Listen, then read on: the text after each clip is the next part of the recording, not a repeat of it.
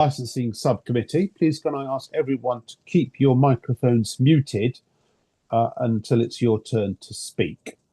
If you wish to speak at another point, please could you raise your hand on the raise hand facility. So my name is Councillor David Gardner. I'm the chair of this subcommittee, and also on the subcommittee this afternoon we have Councillor Dave Sullivan and Councillor Jeet Ranabat.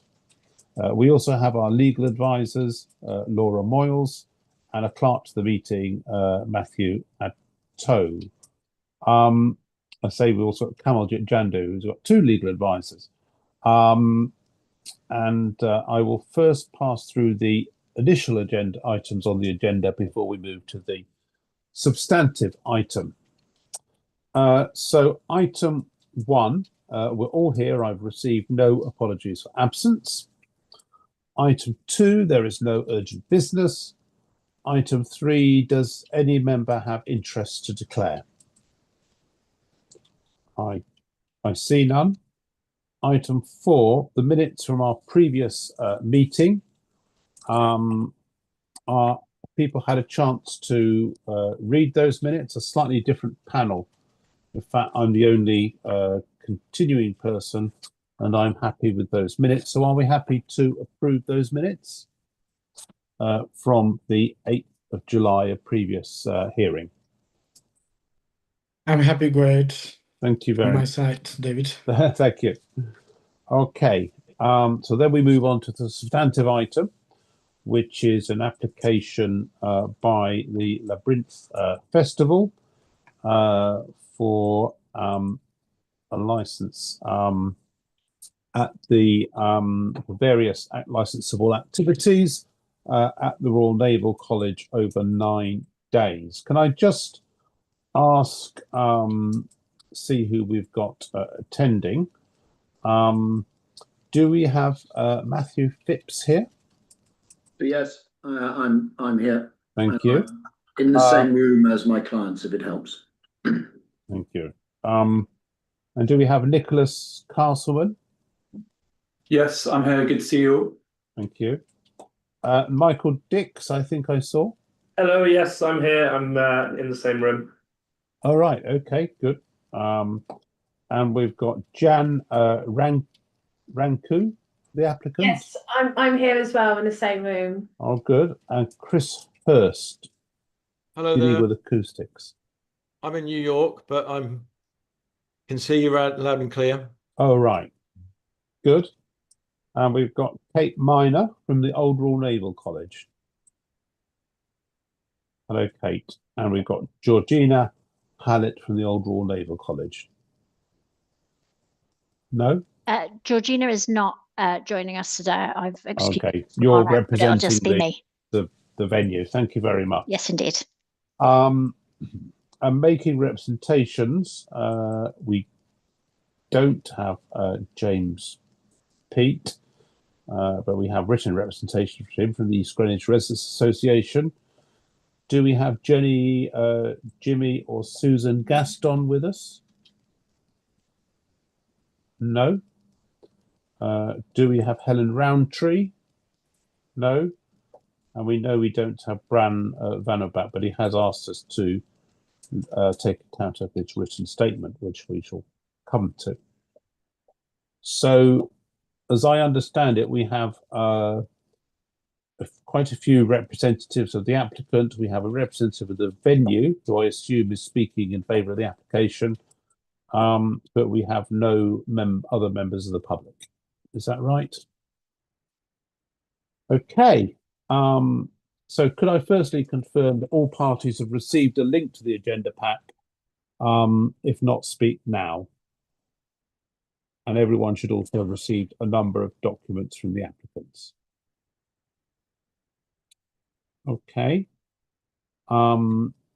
So the subcommittee has received a request, as I mentioned, to take a written statement from Bram Vanobeek, who I see lives in Greenwich Park Street, very close by, who is not able to attend in person. Is the subcommittee happy to accept the document, and is the applicant happy to accept the document? So I won't be offering any objection, but I don't think I've seen it. I haven't been sent it as far as I'm aware. I'm not saying that to be awkward.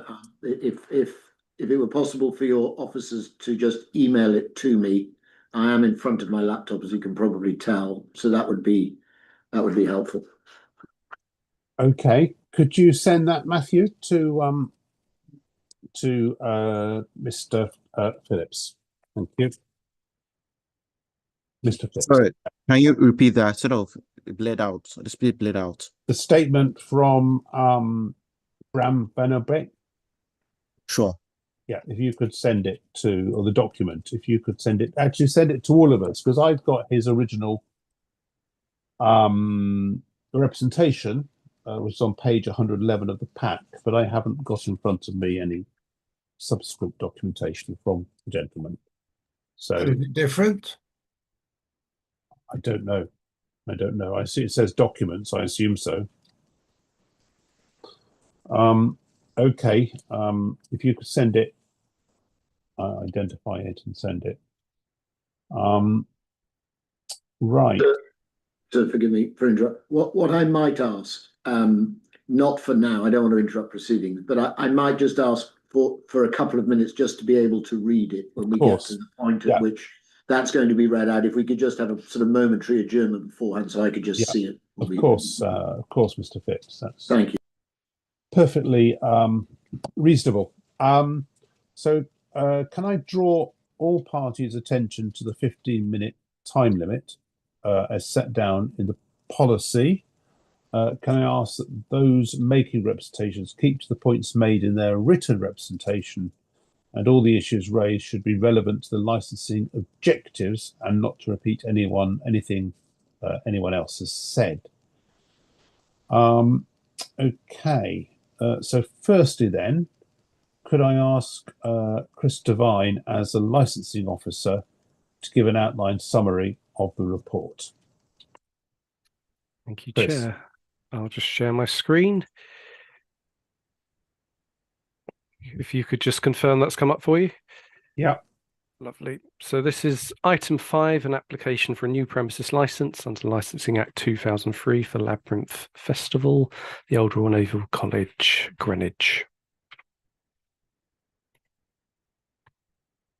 So the event that this premises license relates to will be taking place in the Old Royal Naval College. I'm aware you know where this is, but just to highlight the key landmarks for you. So you have the Old Royal Naval College is located here. To the north, you've got the River Thames. To the east, we would go up Trafalgar Road. You've got a mix of some commercial and residential properties. To the west, you've got Greenwich Town Centre, which you'll know is has a high density of licensed premises. And also of residences. And then to the south, you've got immediately the Queen's House and the Royal Museums, Greenwich Royal Museums. And then a little further south of that, you have Greenwich Park. This is going to be the footprint of the event. So it covers their 4 main lawns, but the main event will be taking place on the main lawn here, near their Watergate. The stage will be located just on the north side there, assuming that is based on their previous event as well. And food and concessions will be on the lower lawn here. The other area is typically used for other spaces for people to sit and congregate, and for entry and egress and crew and plant, etc. If you take note of the star that's on the screen, we're just going to go down to ground level to give you a quick view of the area. So we're now standing where that star was. This is the view north towards the river. The stage will be located just in front of the Watergate there. We're going to turn 90 degrees to our right. So this is the view east towards Park Row and Trafalgar Road. This is the view directly south where many of the food and drink concessions will be. And then full circle, this is the view now west out towards Greenwich Town Centre. For context, here's a few photos of the site at the event that was earlier this year. So you can see the main stage is located just by the river. Got a slightly higher view there, so you can see the typical sort of numbers of the crowds. And then one for the stage looking towards Greenwich Park. And here's a few photos from the various concessions and seating areas that they have elsewhere around the site. Just give you a few moments to take that in.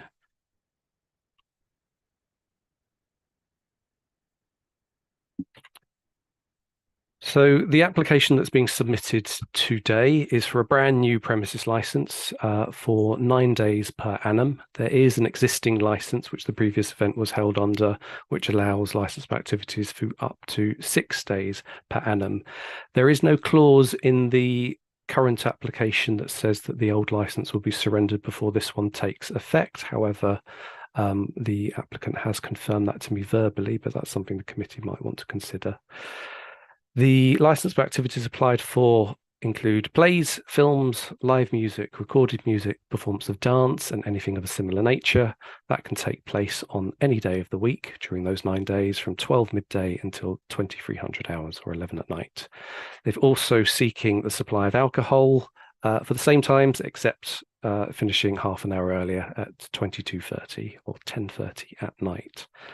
A correction to the report. The report mentions that the previous event had a maximum capacity of 5,000. That's not the case. It actually has the same as what's being applied for this time.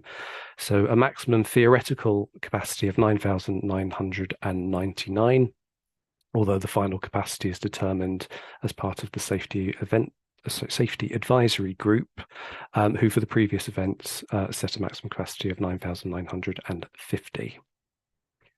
The applicant has submitted a comprehensive suite of conditions in their application, and those have been laid out in paragraph 2.4 of the report. Very briefly, because it's about 20 or 30 conditions. Those conditions cover their stakeholder engagement, i.e. who they're going to consult with in the planning leading up to the events. That includes various departments of the council, the police, and TfL. They provide an outline summary of their content and timescales for submitting their event safety management plan.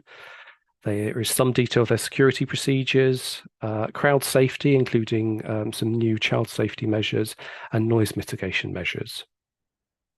Broadly, these conditions are the same as the existing license, with a few exceptions.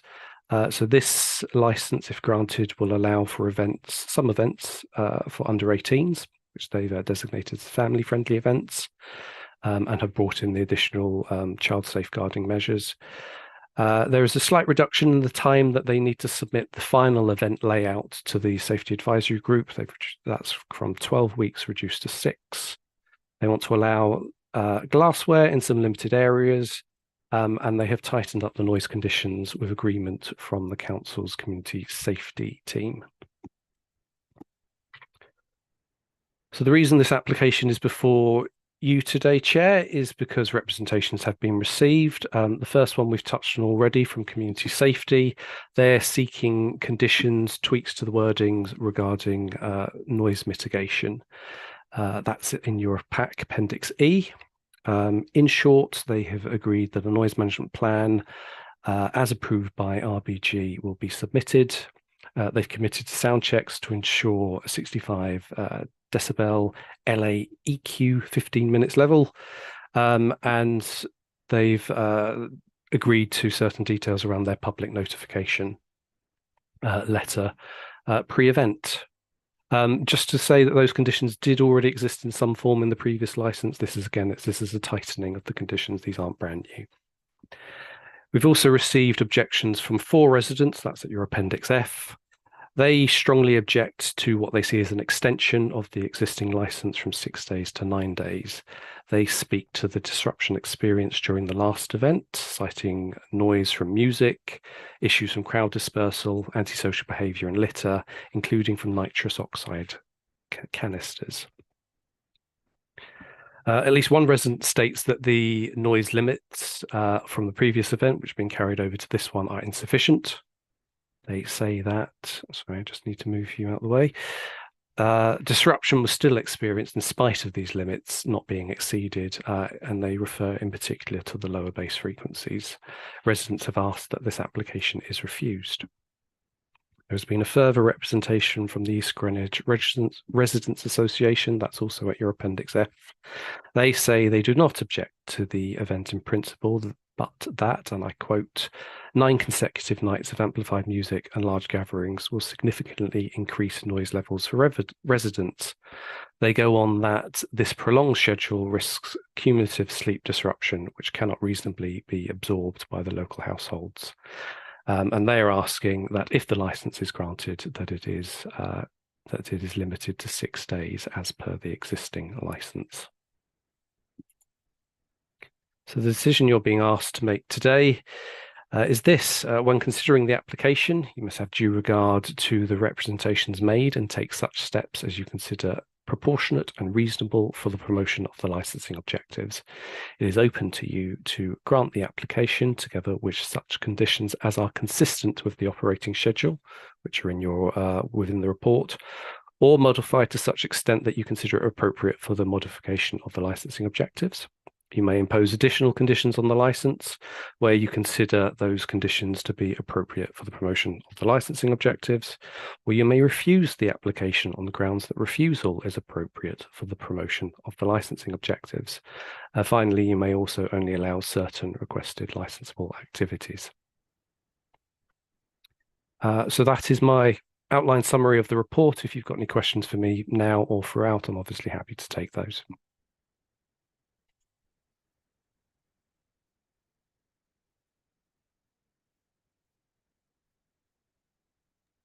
Thank you very much, Chris.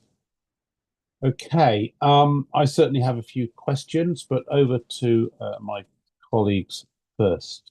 Dave and Jeet, do you have any questions?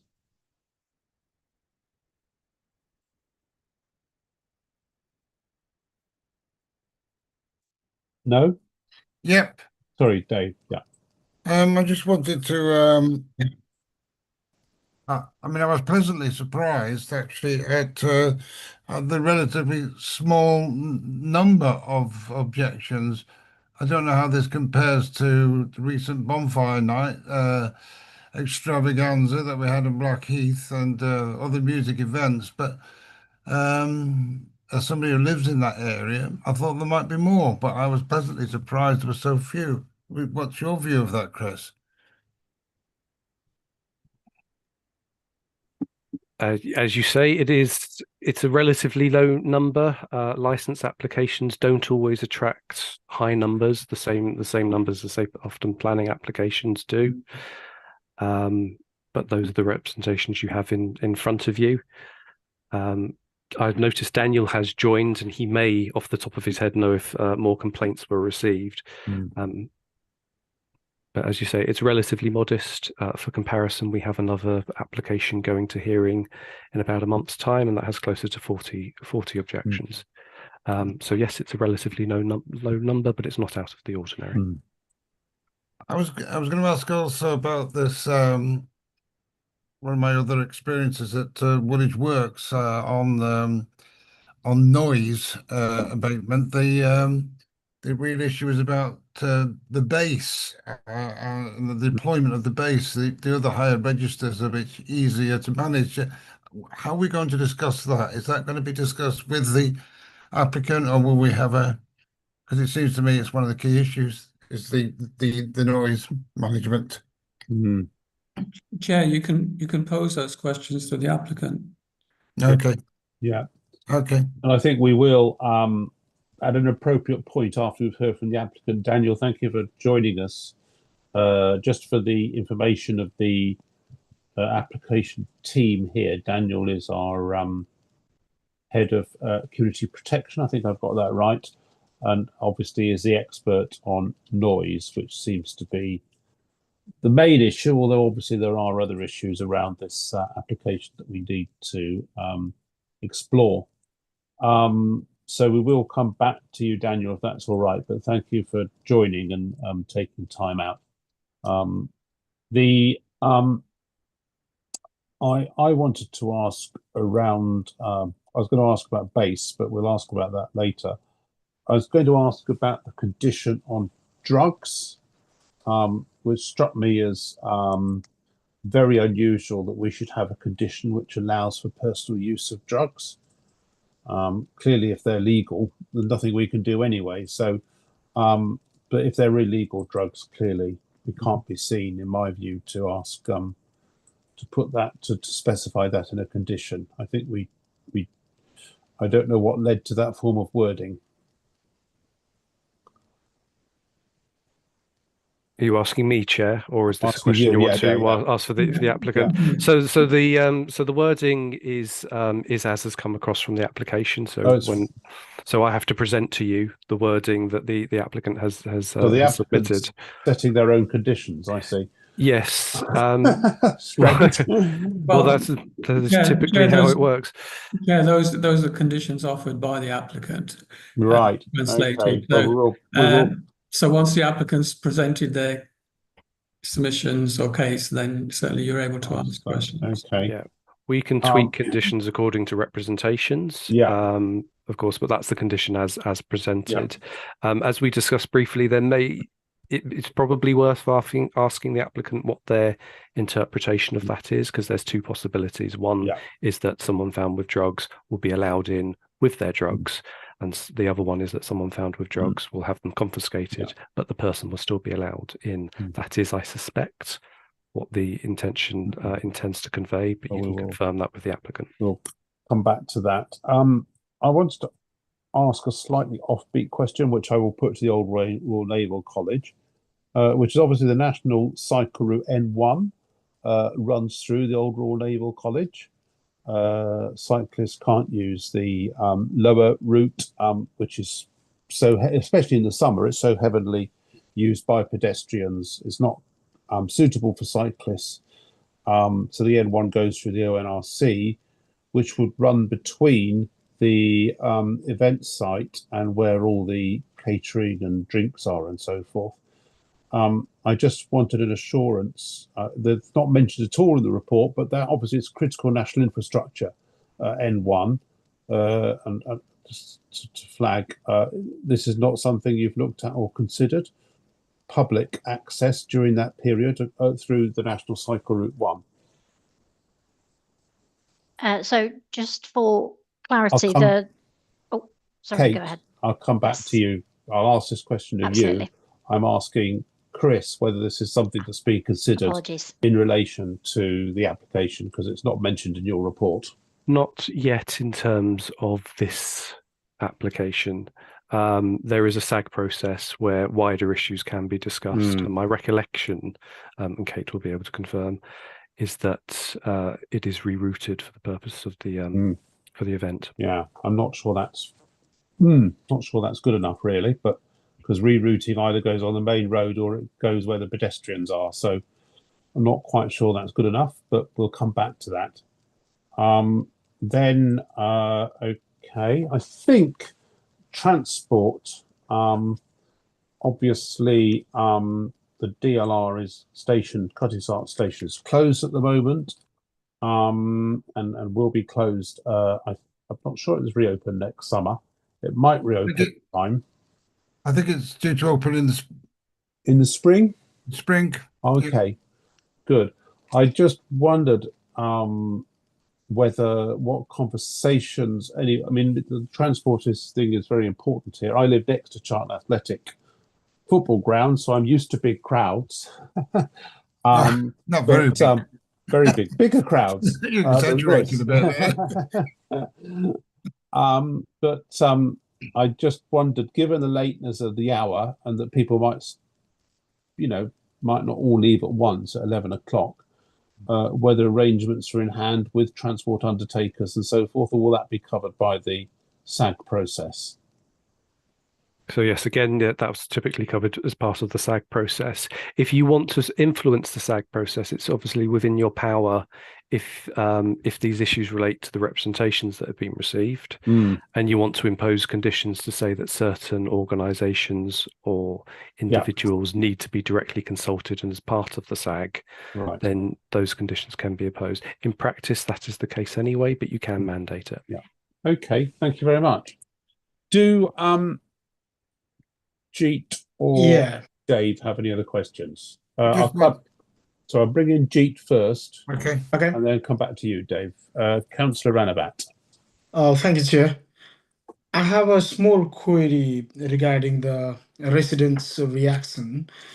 Did the resident across the river have the chance to understand about the new licensing, or did you have any reaction, Chris?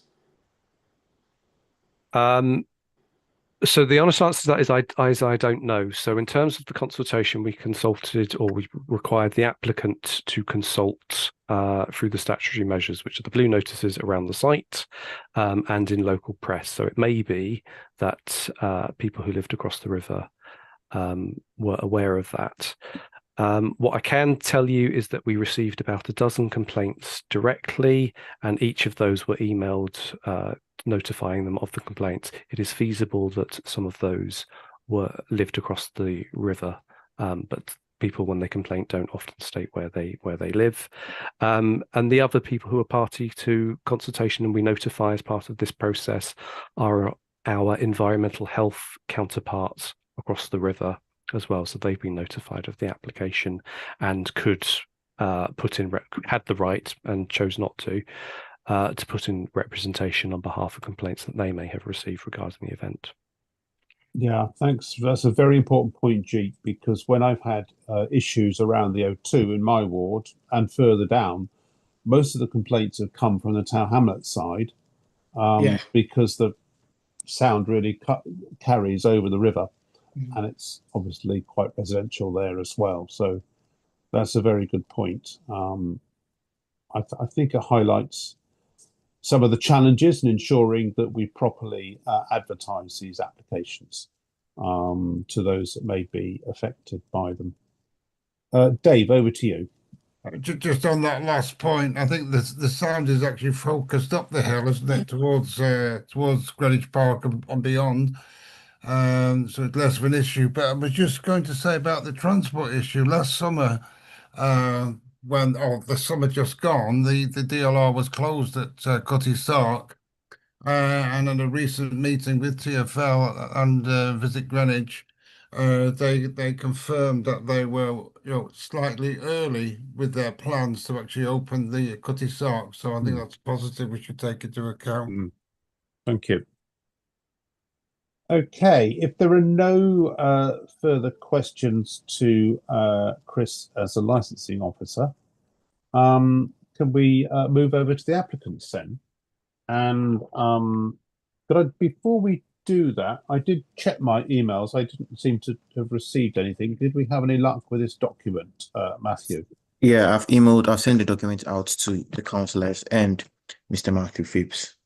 Okay, because I looked back at my email history but couldn't see it before. Well, I think what we'll do is we'll come back to that, because obviously Mr. Phipps will want an opportunity with his clients to study what Mr. what's his name for a moment, Mr. Van Obrik has put forward. Okay, so without Chair, before we go further, can I consult? Is it appropriate to ask the applicant to rename their page? Matthew, can we do that before they present? Because that's gonna go live, and then it will be look better if we can rename them. Rename their.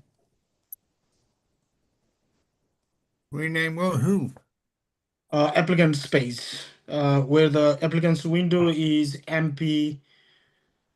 Okay, yeah, that's better. Okay. Yeah. So our resident can understand who is speaking when they see it. Or you can probably bracket by applicant or something. Well, Matthew is the legal representative of the applicant. So okay. Mr. Phipps, can you confirm if you've received the document? Yes, I can. Thank you very much. Thank you. Lovely. Okay. Well, we'll come back to the document in a bit, I think. Give people a chance to look at it. But if we can just move on to the applicant's side. are you going to start, Mr. Phipps? And So then yes. bring in your clients as you feel is relevant. So yes. And you'd like, obviously, Mike, to address in your comments the points raised by representatives by members of the public in writing, and some of the questions and comments made by members as well. That's certainly the plan. Yeah. Hopefully that's right. So from the questions that were asked of the licensing officer, just to highlight for the benefit of the committee, I've got, I think, 5 issues just to pick up, and I plan to do that just at the end of my commentary, if I may. The first is the drugs condition. The second is the cycle route. The third is transport more generally, if I could call it that. The fourth is the extent to which there was dialogue with residents, what I will call over the river, and then finally the extent to which there was dialogue with Tower Hamlets officers more generally. I hope that is a fair summary. If I've missed anything, just don't hesitate to interrupt. So the way in which I would propose to address you today is to effectively take you through at a canter, if that is acceptable, the written submissions that we provided, and to make reference to the attachments that accompanied those documents when those were sent across a couple of weeks ago.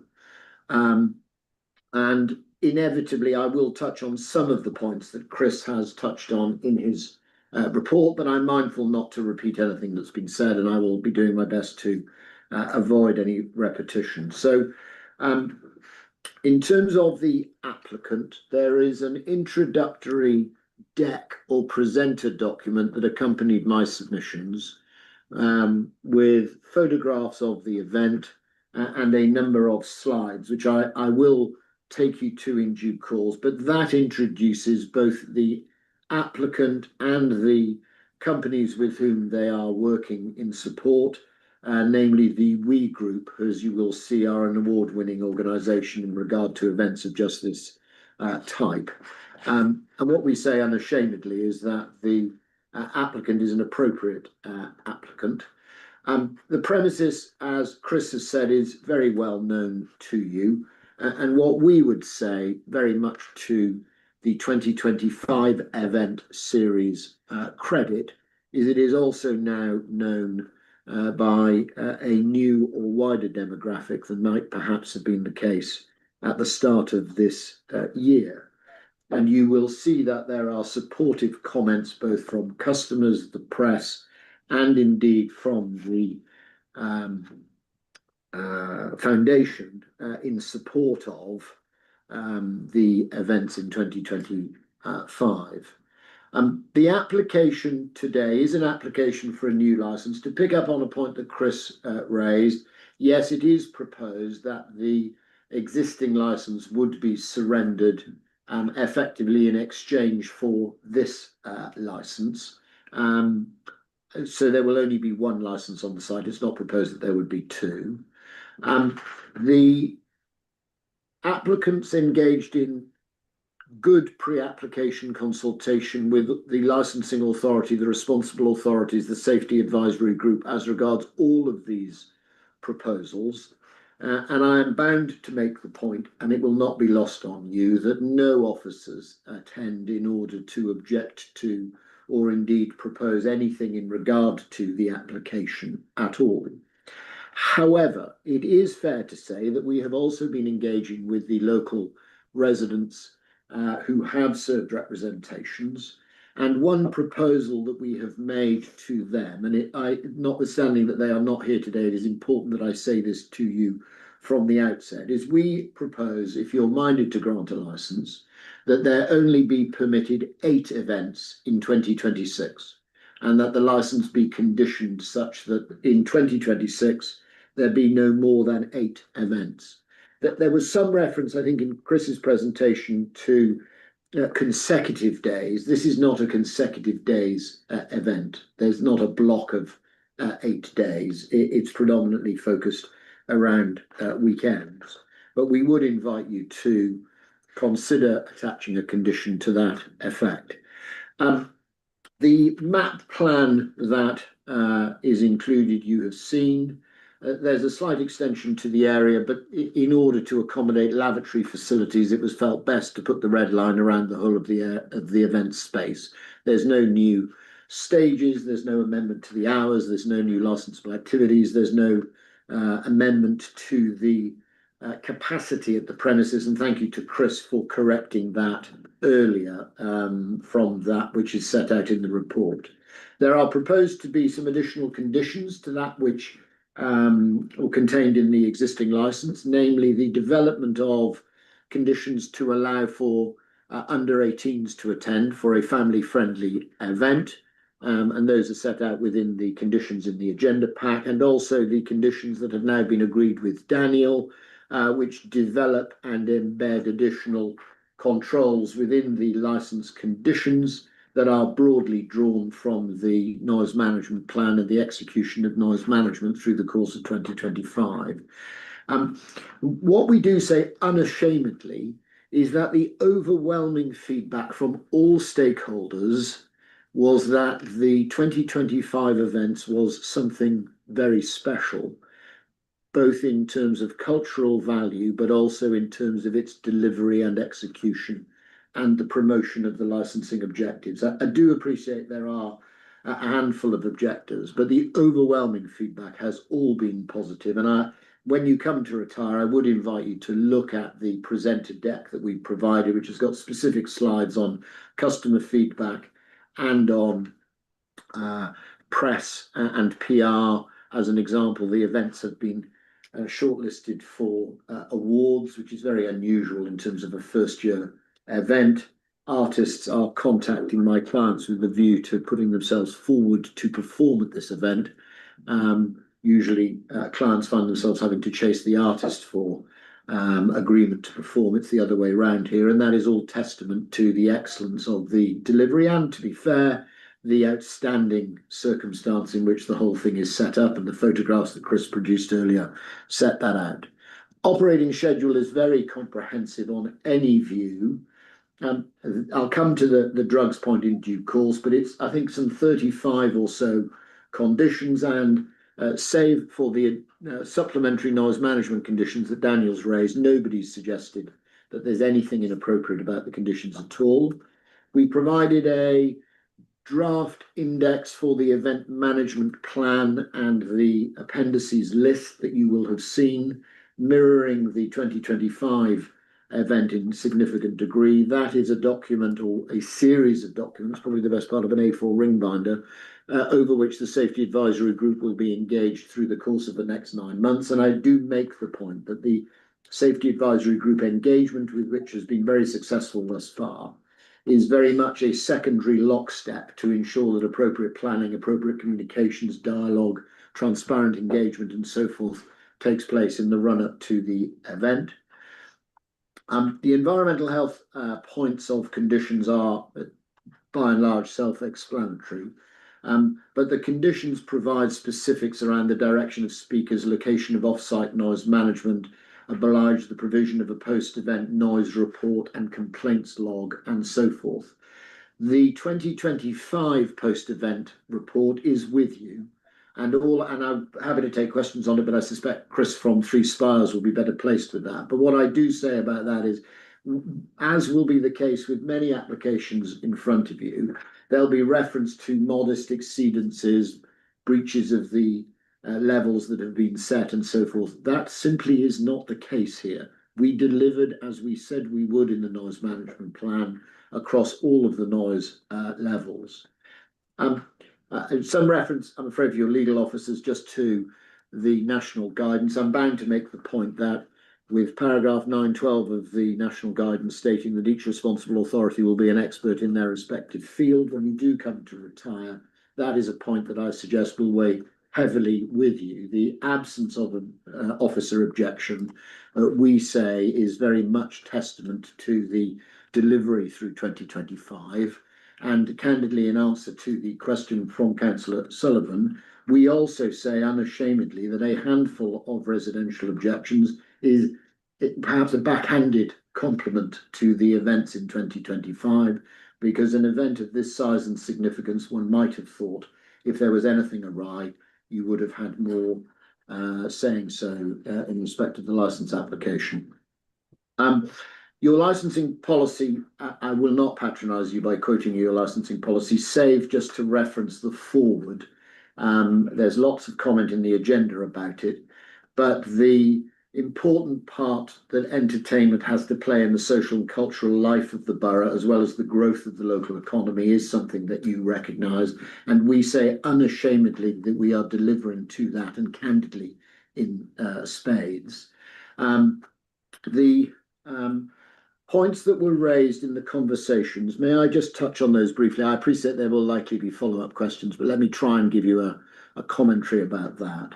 In terms of the drugs policy, if you're, so it's page 44, condition 18, for the benefit of everybody.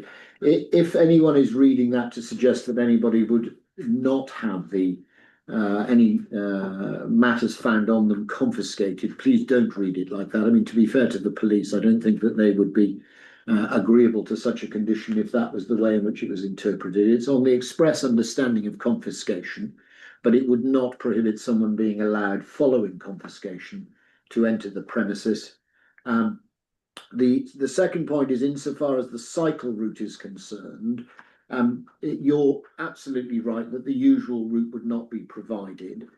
Alternate routes effectively around the site would be provided. You'll forgive me if I make this point, but that doesn't in and of itself actually go to the licensing objectives per se, but we are not immune to the fact that we have to accommodate people and accommodate what people are used to. And so, yes, of course, there will be alternates as there were in 2025. Transport and the like, you'll have seen within the conditions within the appendices and the index to the event management plan that there's comprehensive transport management plan requirements for us to serve and deliver to that. And there's an ongoing dialogue with all of the officers, as you would expect, both the police but also highways. In terms of the dialogue with, well, what I will call Tower Hamlets, but the over the river, I think was the quote. So if you turn to page 108 of the agenda, if I can invite your attention toward 108, in the licensing pack, you will see a pink area, which is the catchment area for all the letter drop dialogue and discussion to be provided. That does extend over the river. That is the same letter drop broadly on the north side of the river to that which we engaged in 2025. The area to the south of the river has been significantly expanded for 2026. And it's also right that we have expressly and specifically engaged with the Tower Hamlets environmental health teams, as you would, I hope, expect. And you will, of course, appreciate they would have been perfectly entitled, both the authority, any of the responsible authorities, or indeed any residents from Tower Hamlets, to serve representations to this application, which is not the case. I appreciate that's a slightly pithy answer, and there may be follow-up questions, but hopefully that attends to the primary points that were raised. The overarching observation is that simply this, if I may. This event was, by any fair assessment, an overwhelming success in terms of the cultural piece, in terms of the delivery to the licensing objectives, in terms of the view that officers took of the way in which we delivered and promoted the licensing objectives. And so we say modest and now moderated, following the dialogue with residents, to allow only for 8 in 2026. Development of the event days is perfectly legitimate and proper, and candidly, notwithstanding some of the concerns that are articulated by the residents, with whom we have, as you will have seen within our papers, specifically engaged and repeatedly engaged, notwithstanding their concerns, we say this is a perfectly legitimate application and should be granted. I hope I've delivered on time. Indeed, I was just about to deliver your 1 minute 1 minute warning. So well done. 14 minutes. Trying to keep an eye on it. Thank you very much, Mr. Phipps. Could I just ask briefly whether your client wants to add anything, or Kate Miners from the Old Royal Naval College Greenwich Foundation, did you want to say anything, particularly in relation to the National Cycle Route? Yeah, I'm happy to respond to that. And if you'll grant me permission to just add a small perspective from our side. So I'll respond to the council route. So there is a pre-built provision in our agreement regarding the cycle route that excludes it specifically during event times. That being said, we do limit the interruption of that cycle route as much as possible. The cycle route actually runs riverside rather than through the centre of the site. I think there's a bit there's regularly confusion about that. So it doesn't run through the centre on College Way. It actually runs on the south, on the next to the railing, next to the river. Yeah. Just for clarity for everyone who's not aware of the cycle path. So we do have that provision pre-built because we engaged with that conversation very early on. That being said, we do, as I said, limit our disruption of that cycle route. It's an important route through the site, as we know, and we do arrange alternate arrangements during when that's possible. I think the primary element of that is we allowed public access and through access for the majority of the time that the infrastructure was in place on the site, utilising College Way and the pavement. We had security and stewarding in post during the infrastructure at all times, directing pedestrians and cyclists for additional safety. The time that's not available, of course, is when the event is on itself and we're closed to ticketed visitors. As that's later in the day, it's a quieter period during the cycle route, but that is the time that it's suspended during that period. Thank you. Thank you very much. Now there are questions from both my colleagues. I start with Councillor Sullivan. I just want to ask first whether we're actually going to hear from the applicants or are we just going to hear the presentation from Mr. Phipps? Okay. Thank you.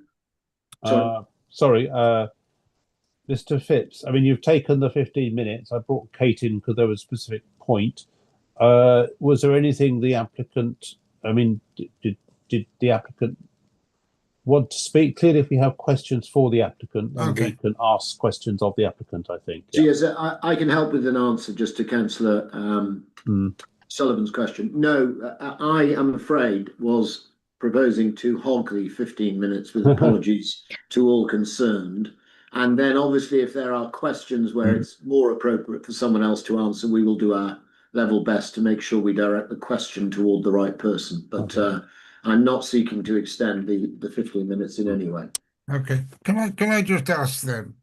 I said earlier that I was pleasantly surprised with a relatively small number of objectors to this event, but I didn't want to make light of those objections, even if there was only one. I mean, there was an issue about the tyranny of the majority, but I do live in East Greenwich, so I do live within earshot of this event, so I'm very familiar with it.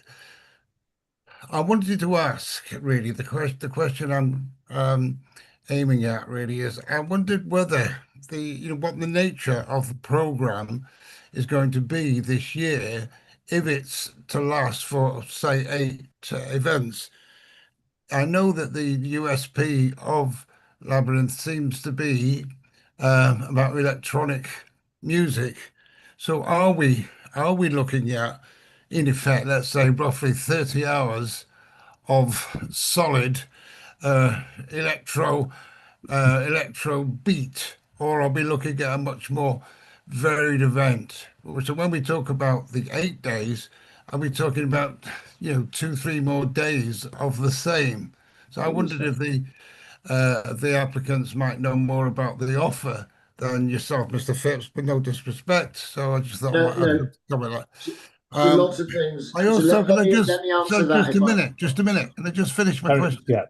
I also wanted to know how long Labyrinth have actually been running these events, because again, being a local resident myself, a couple of years ago we were treated to the experience of Tom Jones and will.i.am and various other artists performing in exactly the same space, and I don't think that event was quite as well organised as I think the event that took place last year. But I just wondered if there was any connection between the two different organisations that organised those events. Maybe that's a question for Kate, or maybe it's a question for the applicants.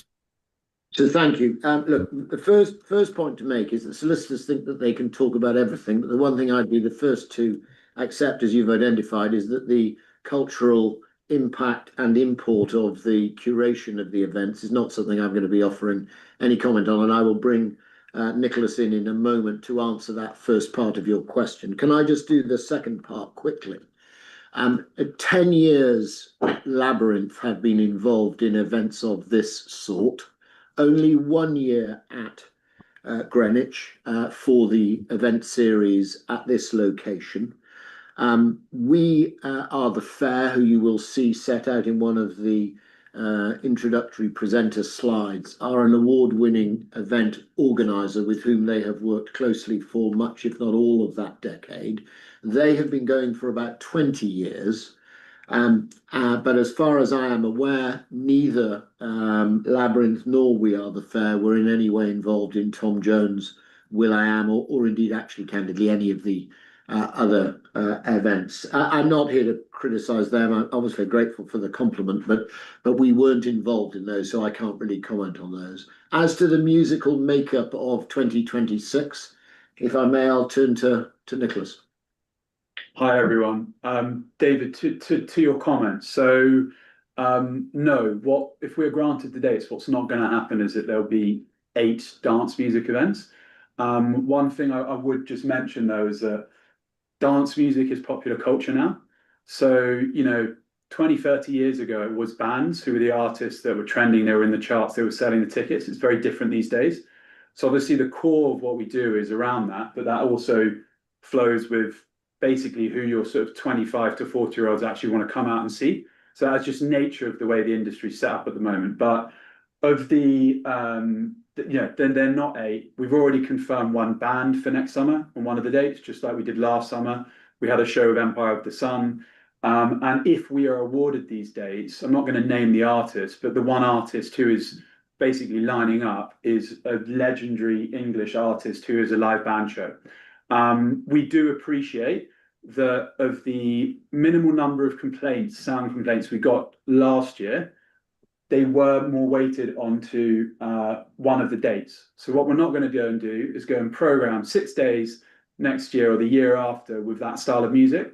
It's very important there's diversity for us in the programming across the series, but it's also very important for the residents that, there's different sounds coming into the venue.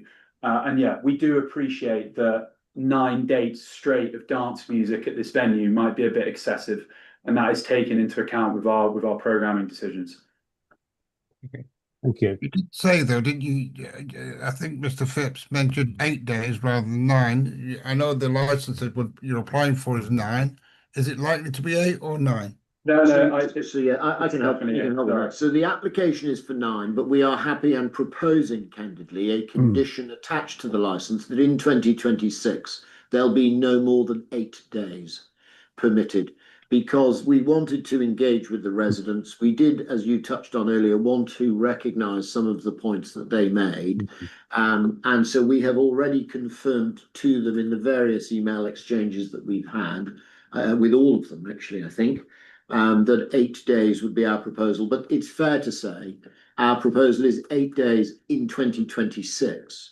It is not a limitation on the application in 2027 if we're granted a license.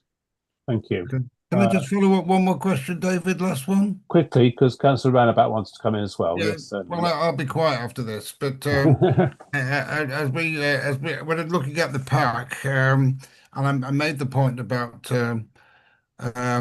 less than expected objections. I like to ask whether, in fact, that's to do with the fact that it's been sprung on people, and can we do better in future in terms of circulating information about the event so it becomes less of a surprise? So yes, I mean, I have to say, I'm not sure that we would accept that it is a surprise per se, but as I say, the page 108 of the agenda discloses the new catchment area for the leaflet drop, which is, I think it's fair to say, on any view, and Daniel will confirm for you because it's something he and I have discussed on email. It's a significant development of the area in which contact will be made with those who reside in and or work in the area. So we're not immune to improvement. It's in fact in our presenter, and it's indeed in the noise management plan, as good as it was in 2025, and candidly I can bore you for more than 15 minutes on how good it was in 2025. That does not mean it's not without legitimate room for improvement. And those improvements are set out in the documents, and that includes an expansion of the catchment area for dialogue. Yeah, I think the two issues here. One is obviously the dialogue, which is laid down in the conditions, and the other obviously is how well advertised the notice was, and it appears not to have been that well advertised. But that's another discussion that we need to have. Councillor Ranabat. Thank you, Chair. Thank you, Matthew, for your submission. At this point, I'm particularly concerned about the licensing objective of the protection of children from the harm. In the event of any emergency evacuation involving up to 10,000 attendees on site, is there any specific provision or contingency plan in place to support the families with children, both during the time of the emergency evacuation or end of the day dispersal in each event? So I think the straight answer is no. I know that's not a very attractive answer, but that's the only straight answer to give you. What we have proposed in 2025 and the way we conducted ourselves in 2025 was it was an over 18s only event. Touching on Councillor Sullivan's point, perhaps, we want to have the opportunity to diversify the offer, and therefore we, in our application, have sought to attach additional conditions in order to develop the protection of children from harm piece in its general sense, so that we might have those who are under the age of 18.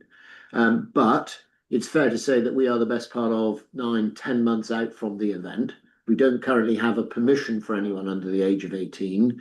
If you're minded to grant us a license, then we would develop with the Safety Advisory Group the evacuation, access, egress plans in the event of that being a requirement. And were this an event that permitted those under the age of 18, then that would obviously be a feature of the discussions.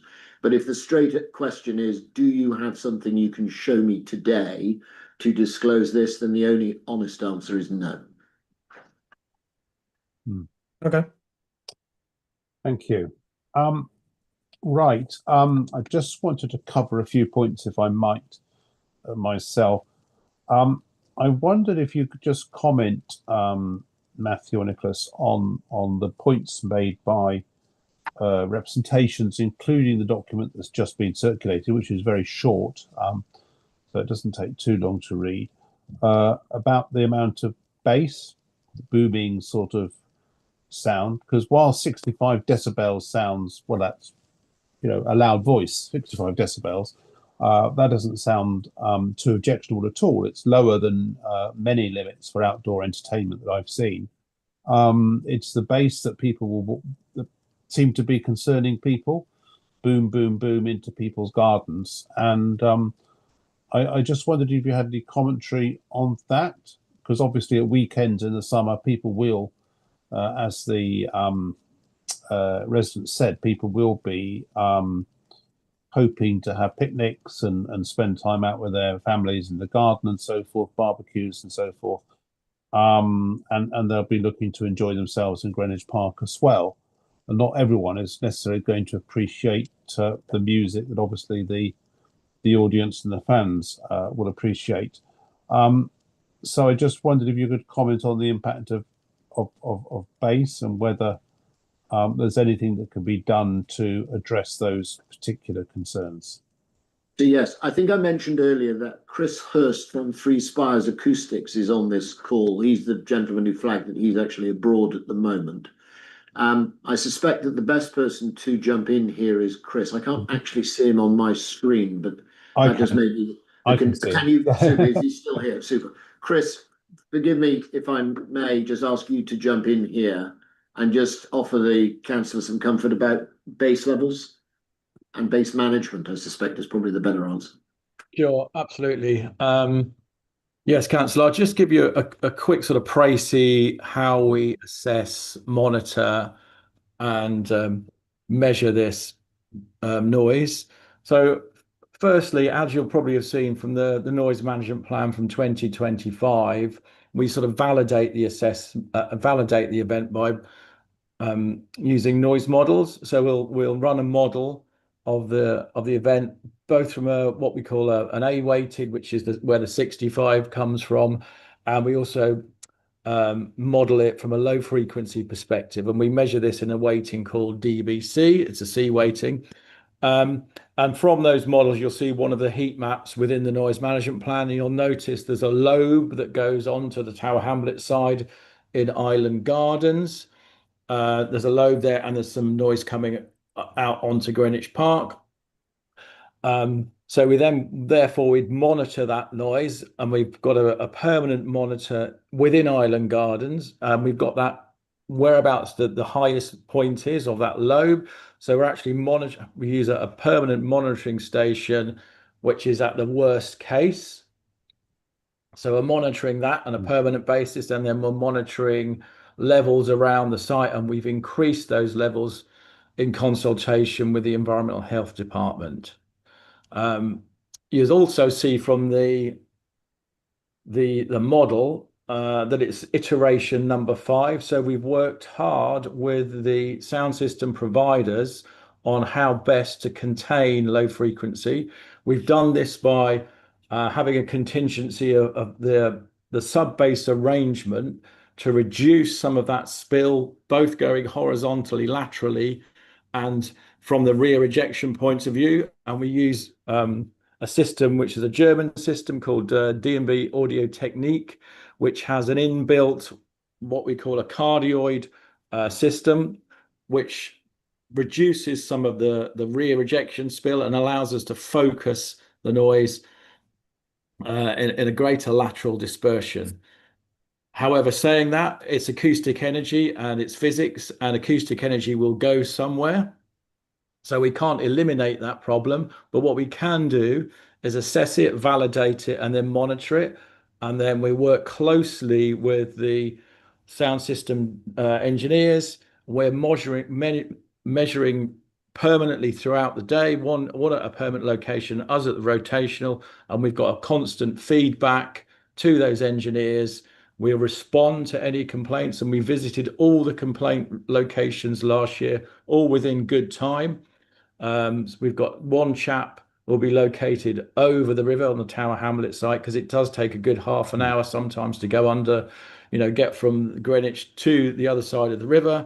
We'll respond. I was out a few times last year, personally talked to some of the complainants, and then where we have a low frequency issue, we can address that in terms of how we can tweak the noise. We can reduce some of the frequency arrangements if we're got a particular prominent frequency, we can tinker with those.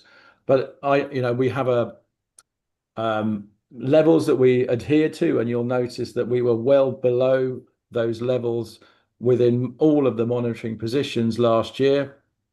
So we're not trying to use those levels as targets, that we don't really want to go near them where we can, but they are deemed to be thresholds which are below public nuisance.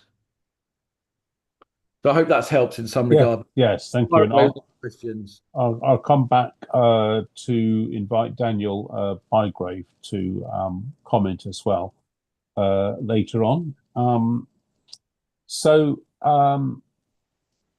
think the one other issue actually that that I had was just reading the report was in relation to fireworks after 11 p.m., which was reported to happen last year. Obviously, after 11 p.m., the statutory limit for noise is 35 decibels. That's in law. I just seek an assurance, really, there wouldn't be fireworks after 11. So yes, you'll forgive me the advantage of me in terms of where that's said in the agenda, but it's not my understanding that actually ever happened. Fireworks do not occur after 11. And what I would say is that if you go to the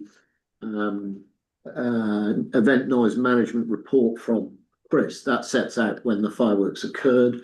For the avoidance of doubt, fireworks were 90 seconds long. The fireworks themselves were curated in such a way that we did not seek to use what you would call noisy fireworks effectively. They were not for every event, and we did not utilize them on Sundays at all. And I am sitting here genuinely not understanding that anybody had previously suggested that they happened after 11 o'clock. Because I think it came in one of the public representations, so it may not be accurate, obviously. Yeah. No, well, look, we're not wanting to be too contrary as regards the representations. We're very respectful of the fact that people have written in, but it is not my understanding that there were any fireworks after 11 o'clock. Okay, thank you very much. And by the way, and nor would there be. Nor would there be. Thank you. Probably the best point. Yeah. Lovely. Well, that concludes my questions. Can I just ask Councillor Rana Battin-Sullivan again whether you have any further questions for the applicant? No. Yeah, I have a small question, just the clarification purpose only. The applicants stated that the event will not be in the weekdays, it will be in the weekend, so it is not 8 or 9 consecutive days. Can you elaborate a bit more by anyone, either from our licensing officer or the applicant, that what is the interval between the events? Say, for instance, if 2 days happens this week, then what is the next week then? Is there any plan of the difference between those weeks? So yes, I can help with that. And forgive me if you interpreted what I said earlier as suggesting that there would be no events during the week. Respectfully, that's not right. And in any suggestion, if I said that earlier, I certainly did not mean to. The events are focused on the weekend, Friday, Saturday, Sunday. It is not, the application is not set out, nor does it seek to limit the days to Saturdays and Sundays only, and candidly, nor should it. In terms of the gap between events, it is predominantly Friday, Saturday, Sunday, Friday, Saturday, Sunday, Friday, Saturday, Sunday were there 9 events. Pre-said with 8 in 2024, it's likely Friday, Saturday, Sunday, Friday, Saturday, Sunday, Saturday, Sunday. It is likely to be the structure, if that makes sense. And although it's a point that was touched on briefly earlier, and I think probably more than adequately, but in the interim period, that then allows us to offer better access than when the event itself is taking place to the spaces that are available. Thank you. I hope that answered the question. Is that all right, Councillor Ranabat? Yeah, just to follow up, and is there any plan that what is the difference between 1 week and another week? Is it consecutive weeks or after a month? Forgive me. These events take place, or I should say, these events took place in 2025, right at the end of July and through into August, and the proposition for 2026 would be the same. So there will not be a month gap between the very first event and the last event, or at least the limit of any gap would be about 3 or so weeks. Okay. Thank you. Councillor Sullivan. Just a quickie. I'm just wondering, I got a bit confused there with the report about the actual numbers we're talking about here. I know it talks about, was it 9,950? How many people would we expect to attend over the 8 days, roughly? So yes, if I could, that's commercially sensitive. No, it's not actually. If I could invite your attention toward the presenter, actually, we did give you specifically the detail of the number of people who attended each of the events last year. For the sake of a number, 9,500 is the easy number to give you. I'm not misrepresenting that. 8,921, 9,410, 9,461, 9,470, 9,337, 9,442 is last year's program, and it would be very much in line with that. And you'll have seen that there was a moderation against capacity from the Safety Advisory Group, which we're entirely respectful of. Okay, thank you. Thank you very much. So I think we've concluded the applicant's case. I wanted to bring in. Can I have one more question, please? Here, following up my first question. Yes, of course, Councillor Ranabat. Yeah. Yeah, following up my past questions regarding the dispersal purpose of support to the children with family, and then applicant rightly said that they do not have provision to sell the tickets to the children. But the point or item 35D clearly says here in my book that each adult over the age of 21 will be allowed to be responsible for a maximum of 4 children. What I'm talking about is the adults carrying the children, say one adult carrying 4 children. If there is any emergency situation to evacuate the event or space, will there be any provision for those parents with the children or the guardian with the children, announcement to wait for them not to go fast, or a different route or something like that? Is there any provision, or are you minded to do the enhanced risk assessment for the parents with the children? That's my question. So thank you. Look, let me answer it in across a number of ways. The first thing to say is that the proposal to have those who are under 18 is directed, first of all, at likely one event in the series. It is not all events within the series. The second point to make, which I think is touched on in the noise management plan, is that it is also proposed to accommodate the local event that we support, and details about that are set out in the noise management plan, and for a much reduced capacity than that which would be permitted. And then the third thing to say is that in terms of would there be an enhanced risk assessment, would there be proper analysis and engagement as regards this? Yes, of course. I was not wanting to suggest for one moment that that would not be very carefully worked through with all of the responsible authorities and those who engage in the Safety Advisory Group. We are obliged to produce, as you will appreciate, and as is set out in the Event Management Plan Index, a wide variety of policies and procedures, candidly covering almost every, if not every, imaginable scenario, good and bad. I suppose my answer was trying to be frank with you that as of the 12th of November for an event in August, I don't have it to produce. But can I offer you this comfort? We simply wouldn't be allowed to have children in the space were the fire service, were the health and safety officer, were the various other officers, including, I don't doubt, child protection, and all of those who engage within the Safety Advisory Group, not perfectly happy with our proposals. So there is no cavalier, if it appears it, then I apologise, but there's no cavalier or casual approach being adopted here. It's just that we're a long way out from it, and you would not expect every I and every I to be dotted and every T to be crossed at this stage. Well, thank you. Okay. Thank you. Thank you very much. Thank you for clarifying that. So I was saying that ends the questioning of the applicant.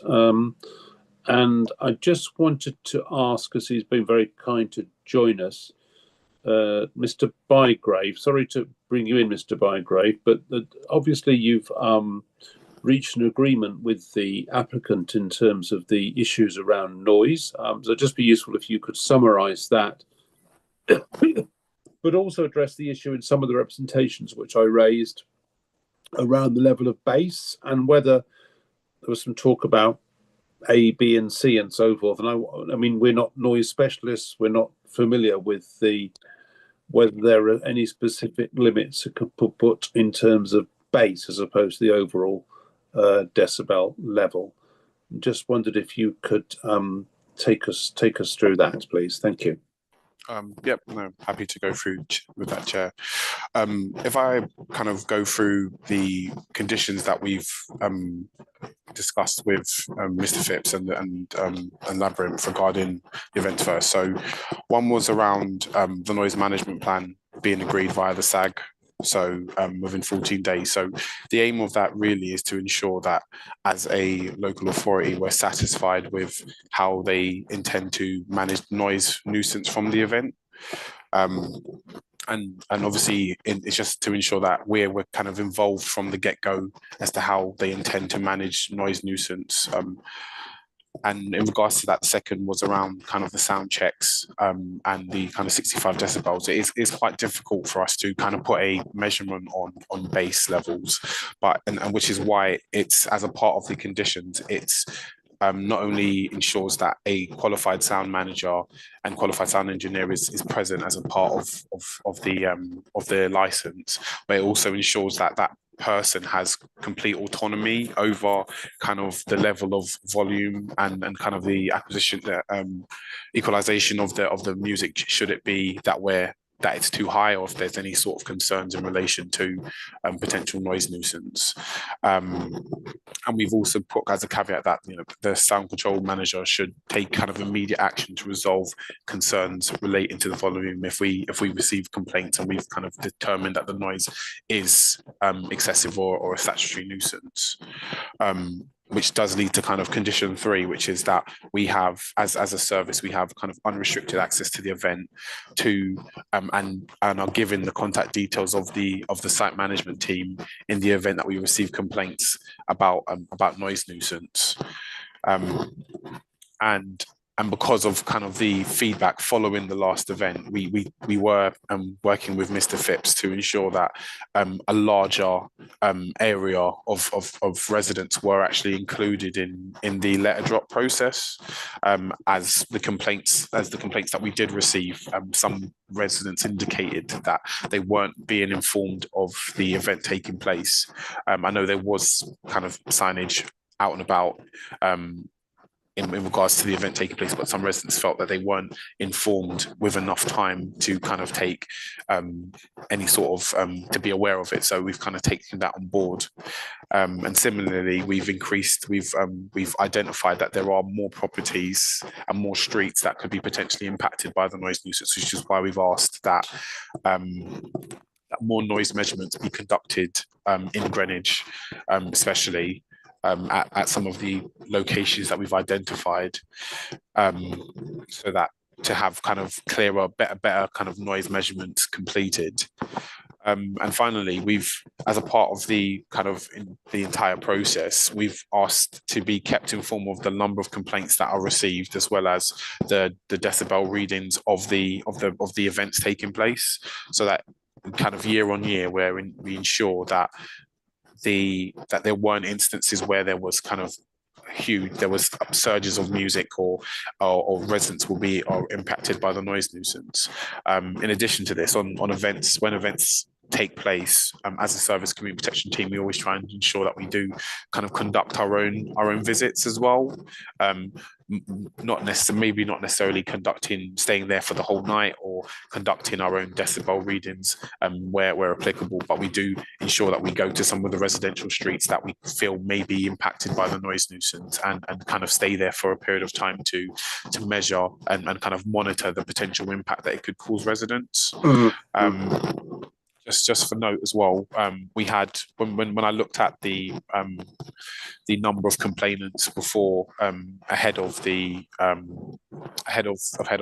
hearing, I've noticed that there was 12 complainants, 2 of which were from Tower Hamlets, 2 didn't provide an address, and 8 were from Greenwich, kind of totaling 12 altogether. So in regards to kind of the area in which that the event could potentially cover, there wasn't a high volume of complaints that were received by the service on the lead up on the event, and the main complaints were kind of issued to us in retrospect of the fact that they felt that the event took place and they weren't informed about it, rather than actually the noise nuisance being the noise being excessively bad, because we, considering the kind of location being kind of quite close to the Cutty Sark, quite a lot of residential properties kind of adjacent to the buildings as well. We would have, if it was to go really wrong, we would have received a lot of complaints, or a lot more complaints, I should say.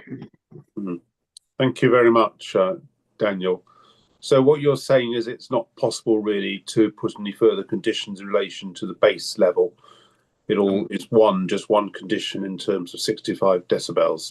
I would say so. Yeah, I would say it'd be quite difficult to put a kind of measure because base being quite low frequency. It wouldn't actually, the decibel reading wouldn't actually come up as high. It would be because it's still quite low frequency. But that is to say though that if we get complaints and we attend, we would raise that to the event management team, but also as well, if it were to happen on the Friday, would make sure we'd let them know kind of on that day, so that they can kind of put preparations in for the rest of the week, as well as for any subsequent events taking place. And Mr. Bygrave, my understanding is that you and your officers do have the ability to insist that the music the volume is reduced or even stopped. In extremis, obviously.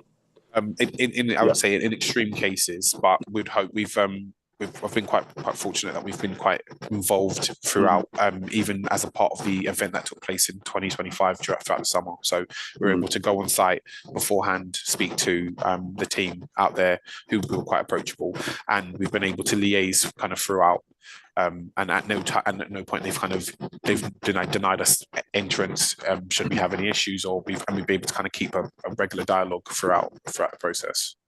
Well, thank you very much, Mr. Bygrave. Are there any questions to Mr. Bygrave from my colleagues? No? Okay. Well, thank you very much for that explanation. There are no. Thank you, Chair. Thank you. There are no other people making oral representations. We did have that representation from Mr. Van Beck, which I've raised anyway in terms of questions. I don't know quickly, Mr. Phipps, whether there's anything further you wanted to say, either in relation to what Mr. Bygrave said or the short additional document from Mr. Van Beck. Yes, nothing to add, Mr. Bygrave. You're all understood, and obviously just pleased to hear about the engagement that he has experienced so far. In terms of Mr. Van Beek, to be fair, his note to the committee very much replicates the exchange that we have been enjoying with him for the last few weeks. We explained to him that we were happy to concede that for 2026 we would have no more than 8 events. I'm not going to quote you his response, but effectively he said very much as he said to you, thanks for taking some steps, but personally I wouldn't like it to be more than 6. We're entirely respectful of his position. You'll understand that we disagree, and there's probably not much more I can add to that. Thank you very much. Thank you. Right. So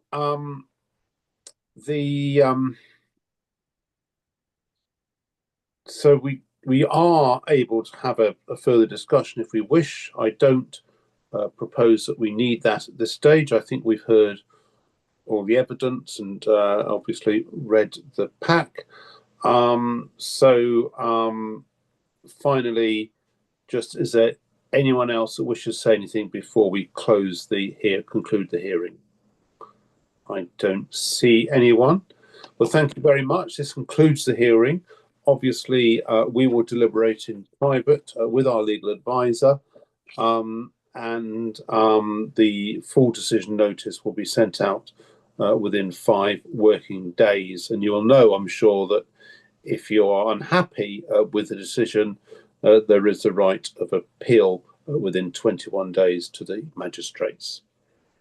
So could I thank everyone for your participation this afternoon, and wish everyone well, because whether we approve or reject, there'll still be festivals next year, because you've got you still have the extant 6-day license, but we'll let you know as soon as possible whether this application has been successful. Thank you very much indeed. Thank you very much for your time, everybody.